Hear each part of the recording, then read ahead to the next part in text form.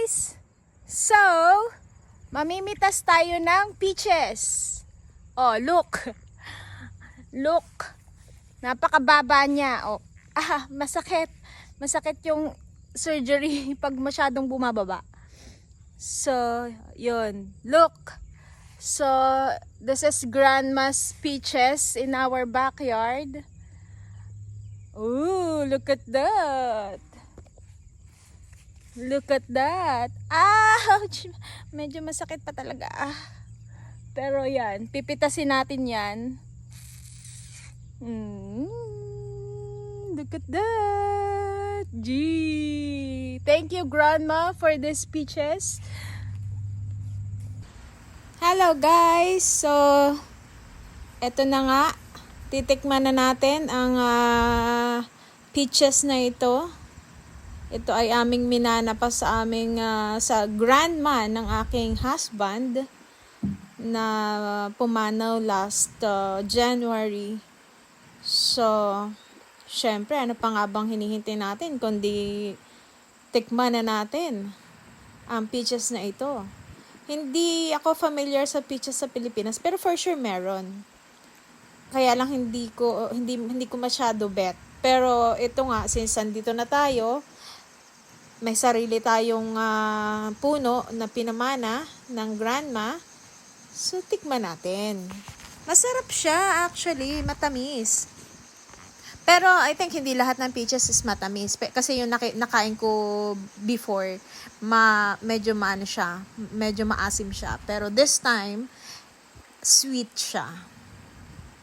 Yan. So, medyo pinipili ko lang yung yung talagang hinog na. Kasi karamihan dyan sa peaches na yan ay hindi pa ganun kahinog.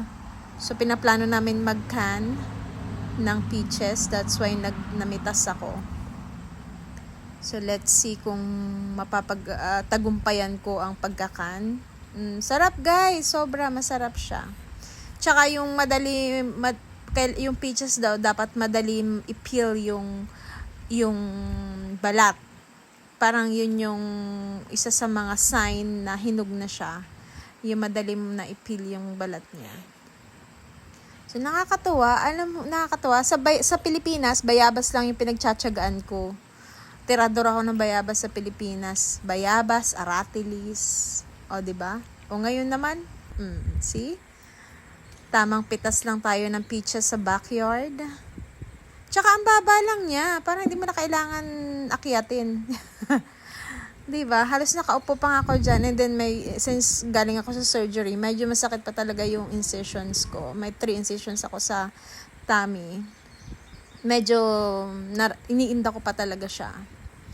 So, kung mapapansin nyo yung kilos ko, hindi pa ganun kabilis. Kasi as in, nararamdaman ko yung kirot.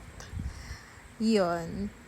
Medyo meron doon sa medyo taas. Tas tinatanong nga ako ng husband ko if gagamit ako ng ladder. Pero kaya naman. So, nakakasaya, nakakataba ng puso na may ganito kami sa aming backyard. This is part of the farm, main farm. Kaya, pitas-pitas lang tayo. Diba? Ang saya-saya ng life. Buti na lang, magaling-galing magtanim si grandma. May din pala dyan, may raspberry din pala dyan sa area na yan. Sarap!